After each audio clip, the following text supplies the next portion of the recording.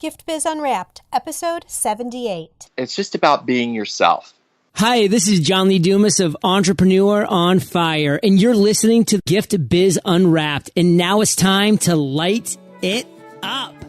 Welcome to Gift Biz Unwrapped, your source for industry-specific insights and advice to develop and grow your business.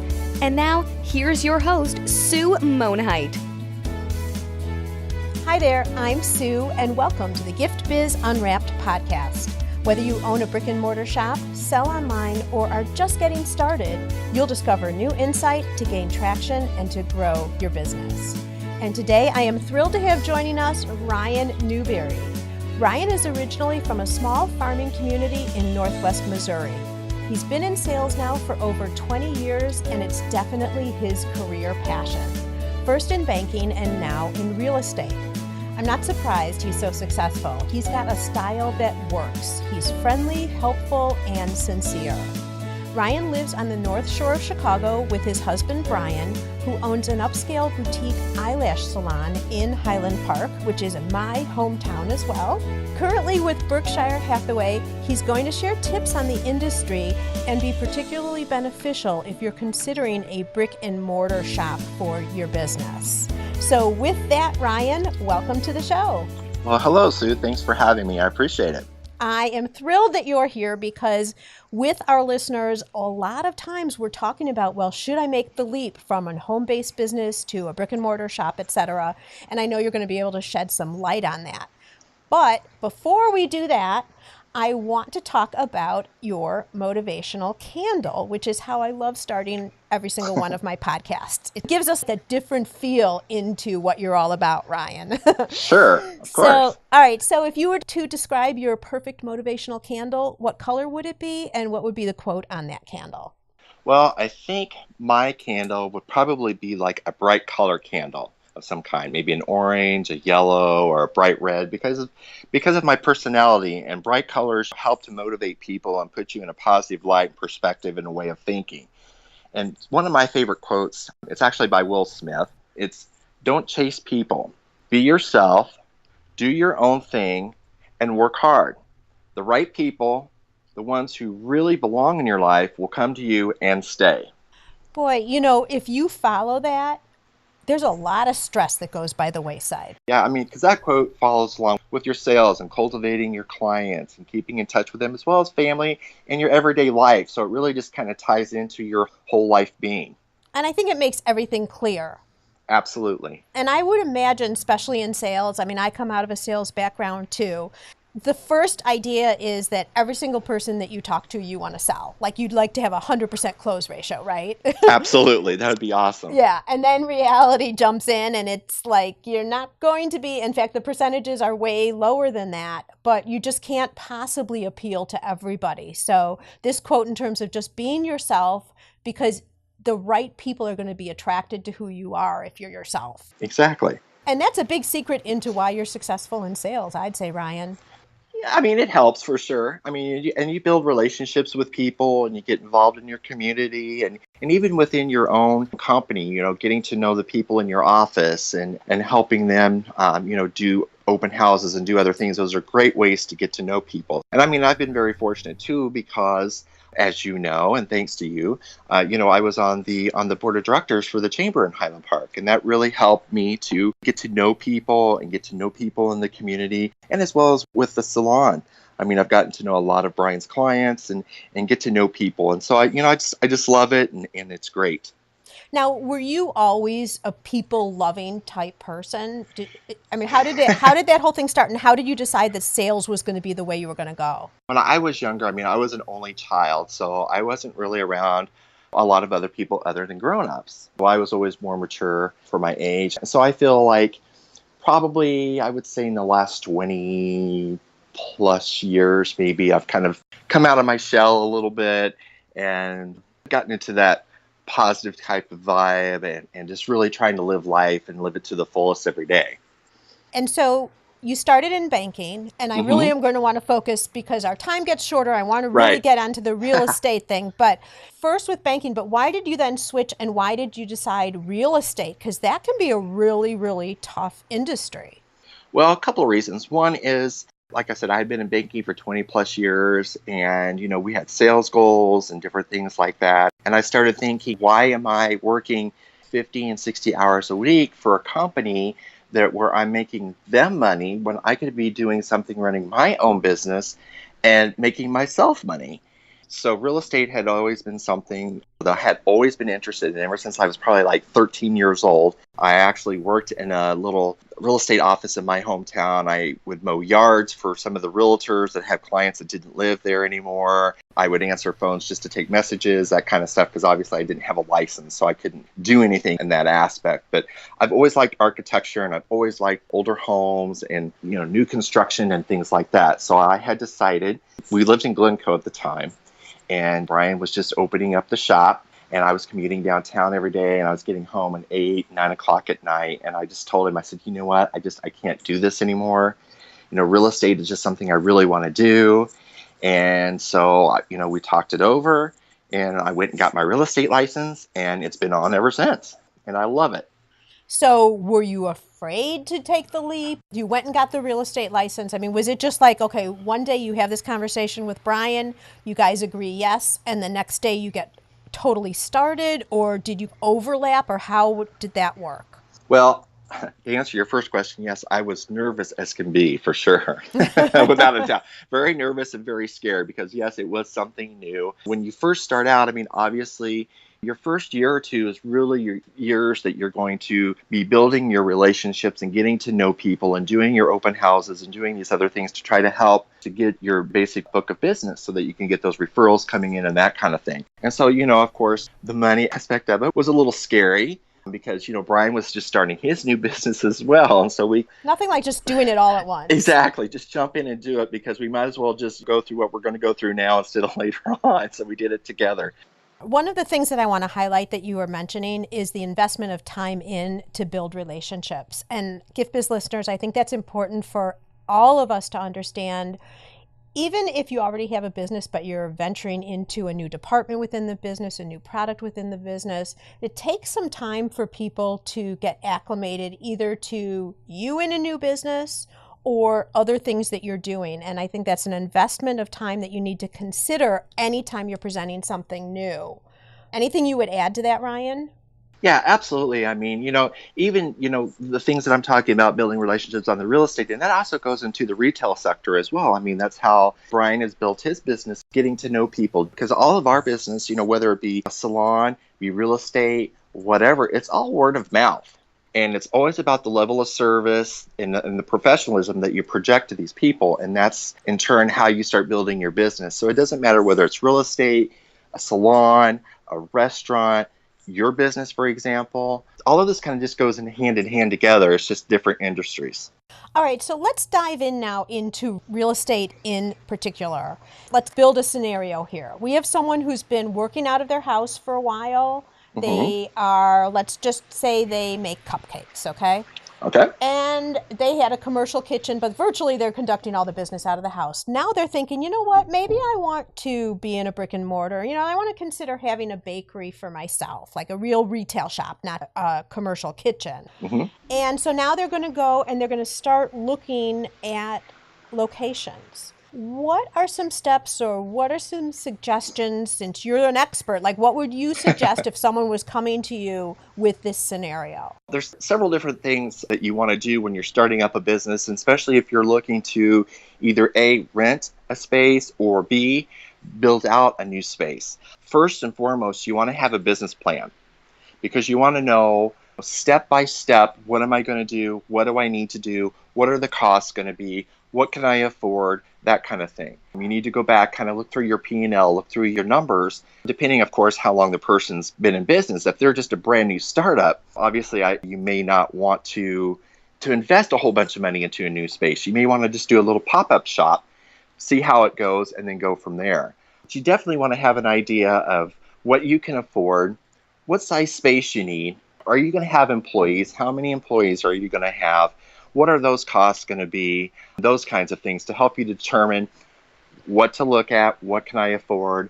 Another thing that you might want to do too is kind of do market research, like have a focus group and invite 3 or 4 people, have them test your products, what works well, what works best. find out different areas, whether it be Highland Park, Glencoe, or wherever your listeners live, to kind of do that kind of like a test run kind of thing to figure out, well, what's going to be the best market for me to sell. In this instance, we're talking about cupcakes. As you know, we have a very successful one here in Highland Park over in the Ravinia district, and they've been there several years now. I'm sure that that's how those gentlemen over there, started their business with that, and they're phenomenal. They're awesome. I want to underline again a couple of the things that you're talking about.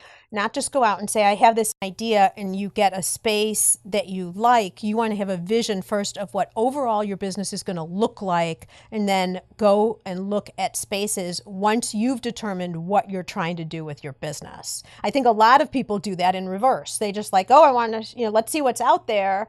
And then they try to build the business into the space versus the other way around. Right, for sure. And I mean, even if you're at that very, very step one, you do want to decide like what area you want to be in. So for example, when Brian was opening up the salon in Highland Park, at the time we lived downtown.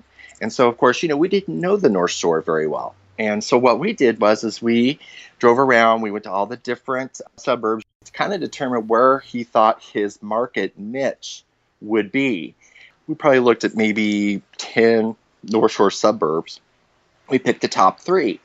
And then we kind of just did our own market research, like average households, what's the population, what's the average income, those kinds of things too, because that will also help you to determine where you want to be and what your competition is going to be within those certain areas. Okay, and so let's say you've done your research, both research in terms of location where you want to go and then also product. So you're feeling like you've got the community, the product is going to be received well there. What are the steps in working with a realtor to start closing the deal? Like, where does the contract come in? How does all that work?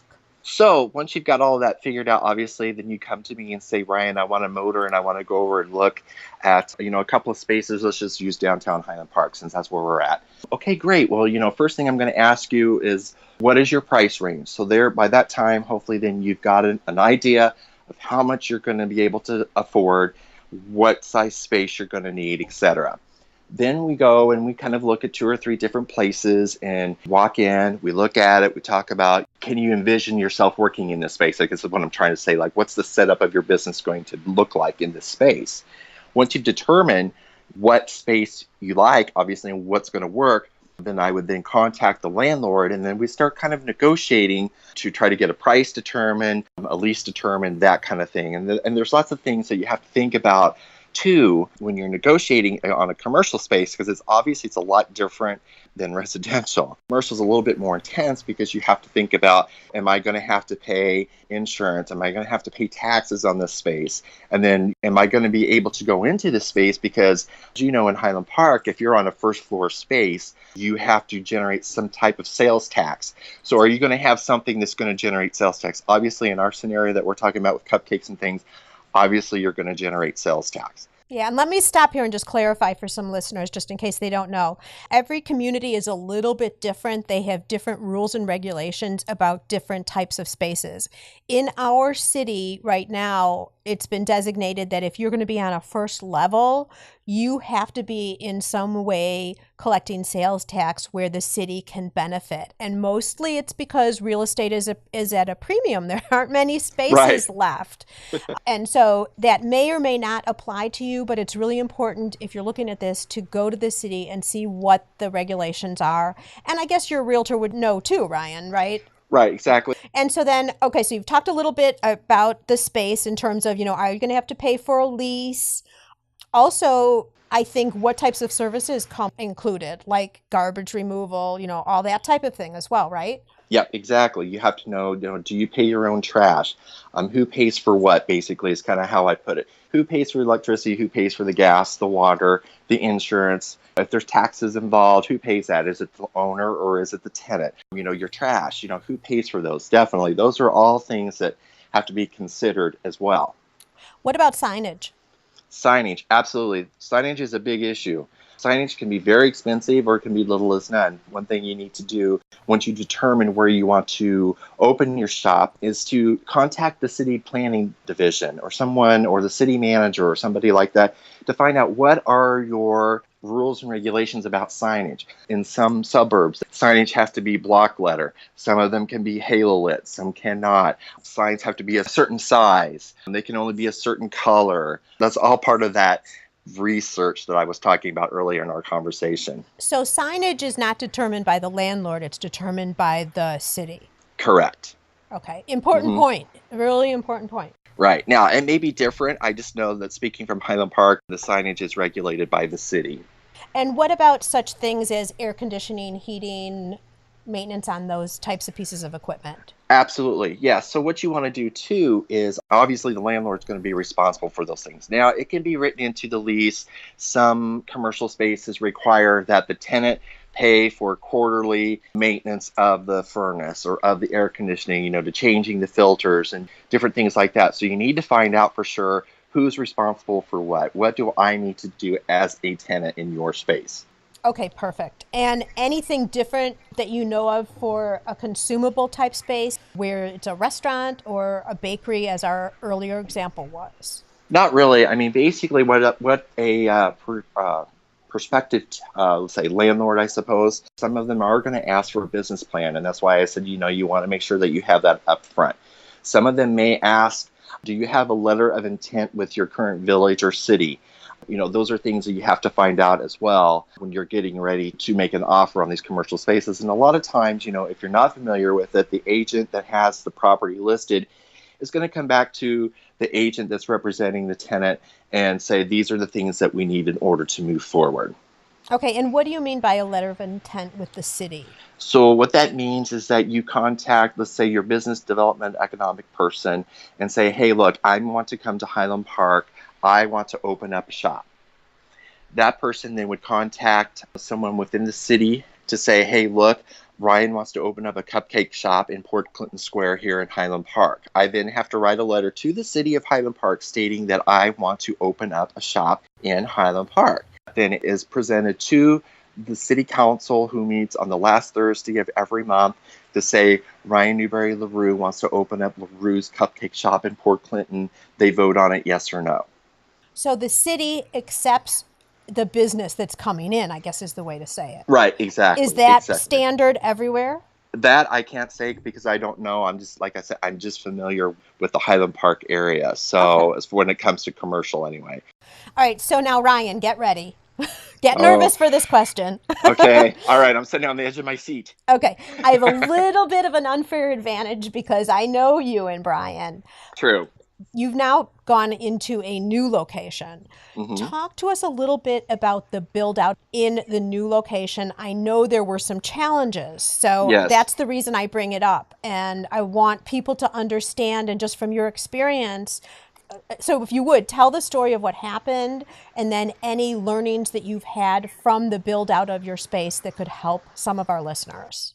So yes, we did have some challenges when we were in one location and we were building out a new space where we're currently at now. And I guess one of the things that you want to make sure with your contractors, make sure that they are licensed and insured, make sure that they are experienced in commercial build outs. The person that we did use, yes, he was, but what happened is that one price that we were getting was actually turning out to be almost 3 times what the price was once they got started. So those are things that you have to make sure that you have a clear understanding, obviously, of what those costs are going to be. You want to make sure that you do have a written and formal contract when you're going in working with a contractor, and making sure that those costs are actually spelled out line by line, and make sure that everything is agreed upon. And if it's something that is more than what the contract states, then you need to have a clear understanding of then who's going to come up with that difference, because who was the one that got the estimates and those kinds of things.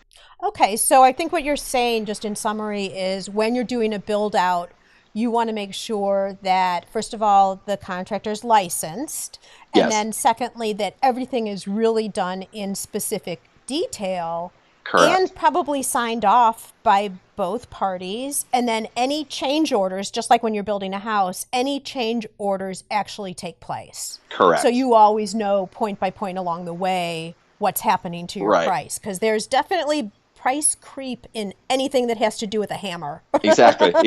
Right. Yeah, the minute that they unlock that door into your space, they're already charging you, hitting the ground running. So we just kind of fell into a situation where the contractor that we use was referred to us by somebody that was an influential person and somebody that I trusted and respected. And so we just kind of took word by mouth. So we kind of learned our lesson. If and when we were ever to do something like this again, we should probably do our homework a little bit more than what we did. So that's kind of a situation where it's like, shame on me kind of thing, you know? Well, it gets so hard because when there are relationships involved and referrals, you might not have understood each other in terms of where the situation was. So no one's really at fault. It's just not progressing the way you're thinking. It's progressing one way the way you're thinking, one way the way another person's thinking, and they're two opposite directions. Exactly. That's right. Yeah, for sure. All right. Rounding out this a little bit, are there any tips that you would give somebody in terms of finding a realtor in their location who would be the right fit for them? Well, a lot of times what people will do, if you are in search of a broker or real estate agent, is to go to open houses and just kind of see how that broker or realtor interacts with the people coming in. Is he or she greeting them as they come in? Are they explaining the features of the house? Are they walking them around? You know, what is the interaction? What do they know about the market? Listen to see, are they talking about what's happening? Let's say, I'm using Highland Park again, of course. What's going on in the Highland Park market? How many homes are on the market? Well, what's the list to sale advantage? Those kinds of things. Do they know the inventory? Do they know if a person is looking for a mid-century modern home? Do you know of any others in the Highland Park area or wherever they're from? Another thing you might want to do too, or once you've determined a person that you think you might want to work with, is to do some research. Google that person. That happens to me a lot. I always have people contact me. Well, you know what? I was referred to you by so-and-so, but I looked you up on LinkedIn. I Googled you, and I see that you are involved with the Chamber of Commerce, and I see your family owns Lash, Coterie, in Highland Park. I see that you're in banking. They see your whole, the whole thing. So what you want to do is you just kind of want to see what is their background as well? What is their focus areas? There are some agents that their expertise is, let's just say new construction. They don't do anything else but that. So you want to make sure that you're getting the right fit and the right person, because that person then is going to be motivated to help you and either find you a home or sell your home for you. So great fit in terms of personality with the realtor, either residential or commercial, right? Absolutely. And then so really that you feel in sync with their personality, which really goes full circle to what we were talking about at the beginning of our chat, Ryan. Exactly. And then also the online is a really good tip too, is Right. just make sure that they're already practicing and serving people who are in the same type of a niche that you're looking at in terms of what you're trying to buy. That's right. Or rent, I should say. Absolutely. Yeah, because you're going to know within at least the first, I'd say, couple of minutes, maybe up to 5 minutes, you're going to know whether or not that person standing across from you, you're having this conversation with, whether you're going to click or not, or even over the phone, even if you're not meeting face to face. You're going to know whether or not that person's going to work for you or be a fit. Right. And I think that's where intuition comes in too, because someone might have worked really well with someone else and they're like, oh, you have to work with this person. This is who I used. It's a great start. But if anything inside you is saying, boy, my friend is saying that this person's really working well, but I'm not feeling it, step back and look for somebody else. Because I would imagine, especially when you're talking about storefronts, your relationship with your realtor is really important because they can offer you so much guidance based on all the stuff you've just been talking about, Ryan. Exactly. Yep. All right, so now we're going to move on into our reflection section. So this is a little bit of just some various kind of random things about you, Ryan, just to understand a little bit more about how you've been successful. Because honestly, there's a lot of people who will listen to this podcast who are thinking, do I have what it takes? Or, what would I do in this situation, to go off on my own and be successful? So Exactly. We're just sharing with them, okay? Of course, yeah. So, anything I could do to help, for sure. That's my main goal. We're all trying to run our own businesses here, and this is why you have this awesome podcast to help people like myself and many others learn some of the challenges and different things that people are having out there and across the world. And I think it's awesome. Oh, you're so sweet. Now you can see why he's such a good salesperson, everybody. Oh, gosh. All right. So, Ryan, what is one natural trait that you have that you think has helped you to be successful? I think one of my natural traits, and this kind of goes back to the quote that we talked about earlier today, it's just about being yourself. Don't try to be something that you're not, because people are going to see right through that. I guess what I'm trying to say is don't make something up if you don't know what you're talking about and haven't done the research, because a lot of times people are going to know. So just be yourself, be genuine, and that's kind of how I am. I come from a small town, Northwest Missouri farming community, and I guess I kind of have that, what we used to call the good old boy business aspect, where everything's done on a handshake kind of thing. So you just want to just be genuine. Right. And you know what? We're all experts in some things, but none of us can be an expert in everything. Exactly. And even if it has to do with your industry, if you don't know, be honest and confident in your honesty. I think that's Right. also important. But then there's nothing that says, you know what? I don't know, but I wish I did. I will find out and get back to you about it. Exactly. That's what I was just getting ready to say. It's one of the things that you learn when you're a manager, managing 101. If you don't know the answer, just say, hey, you know what? Unfortunately, I don't know the answer to your question, but here's what I'll do. I'll take these steps necessary to find out the correct answer for you, because I want to make sure that I get you precise information. Right. And then the next time it comes up, you know the answer. Exactly. Yep. All right. Moving on. What tool do you use regularly to keep productive and stay on top of your day? I have spreadsheets that I have built, for myself, like with addresses of clients or contacts that I've gotten across through my years.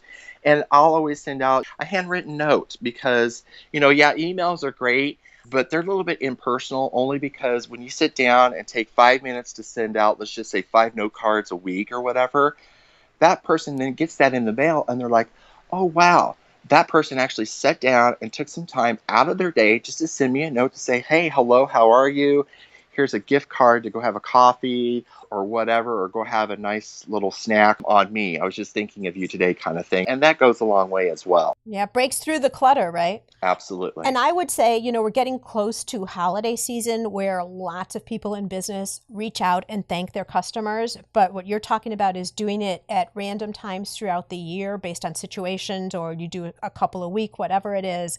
That actually probably costs a little less depending on the value of those gift cards.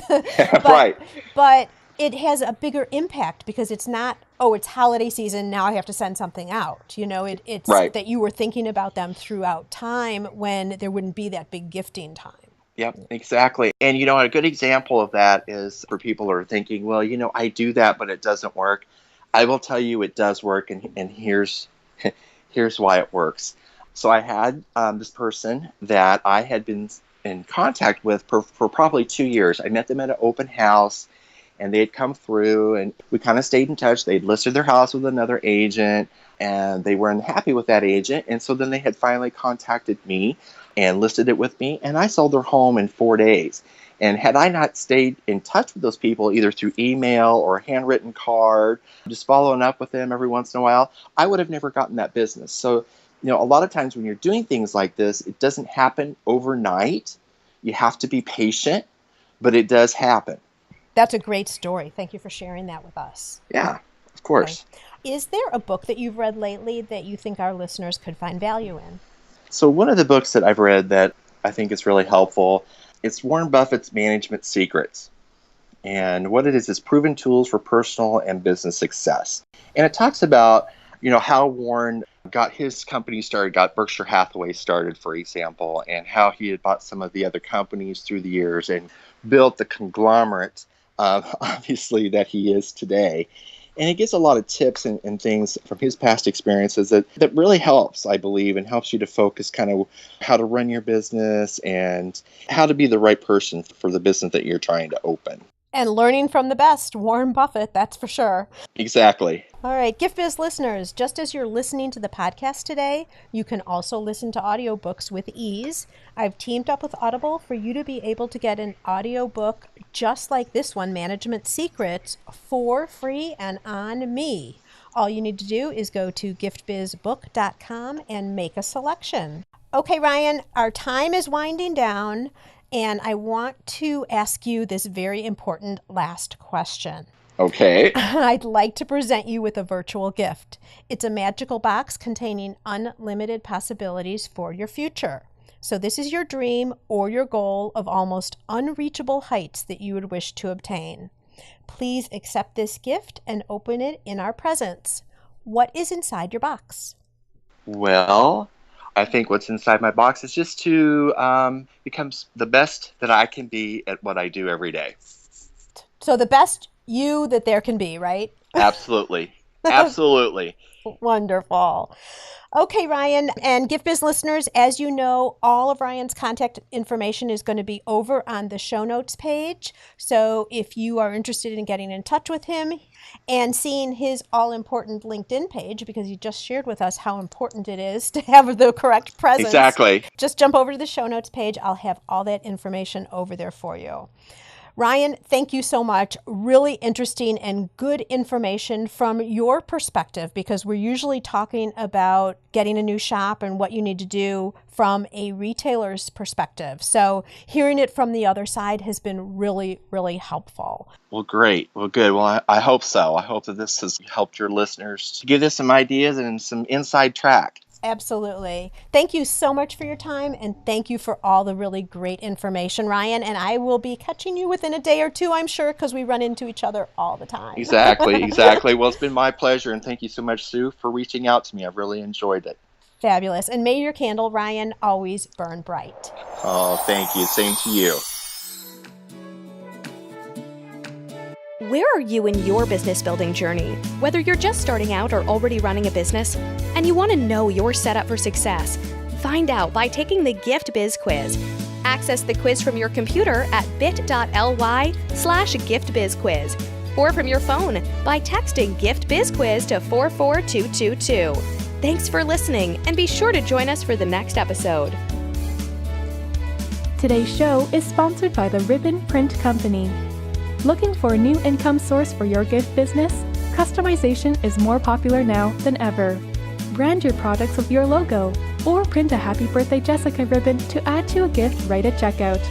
It's all done right in your shop or craft studio in seconds. Check out theribbonprintcompany.com for more information. After you listen to the show, if you like what you're hearing, make sure to jump over and subscribe to the show on iTunes. That way you'll automatically get the newest episodes when they go live. And thank you to those who have already left a rating and review. By subscribing, rating, and reviewing, you help to increase the visibility of Gift Biz Unwrapped. It's a great way to pay it forward, to help others with their entrepreneurial journey as well.